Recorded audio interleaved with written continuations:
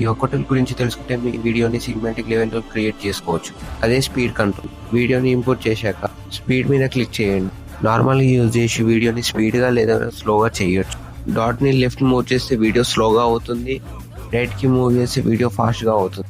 ఇప్పుడు మీకు కర్వ్స్ గురించి చెప్తాను, జాగ్రత్త వినండి. కర్వ్స్ మీద క్లిక్ చేసినాక కొన్ని ప్రీసెట్స్ కనిపిస్తాయి. మీకు కావాల్సిన ప్రీసెట్ని యూజ్ చేయొచ్చు. లేదా కస్టమైజ్ చేసుకోవాలి అంటే అప్పుడు కస్టమ్ మీద క్లిక్ చేశాక మీకు డాట్స్ కనిపిస్తాయి. డాట్స్ అన్ని సేమ్ లైన్లు ఉంటే మీ వీడియో నార్మల్గా ఉన్నట్టు. డాట్స్ని పైకి మూవ్ చేస్తే వీడియో ఫాస్ట్గా అవుతుంది, కిందికి మూవ్ చేస్తే వీడియో స్లోగా అవుతుంది. ఫర్ ఎగ్జాంపుల్ ఈ డాట్స్ మధ్యలో గ్యాప్ 5 సెకండ్స్ అనుకోండి. ఫస్ట్ డాట్ పైన ఉంది, ఇంకా సెకండ్ డాట్ నార్మల్ స్పీడ్లో ఉంది కాబట్టి వీడియో స్పీడ్ నుంచి ప్లే నార్మల్ స్పీడ్కి వస్తుంది. సెకండ్ డాట్ ఇక్కడి నుంచి థర్డ్ డాట్ కిందకి తీసుకెళ్ళాం కాబట్టి వీడియో నార్మల్ స్పీడ్ నుంచి స్లోగా అవుతుంది.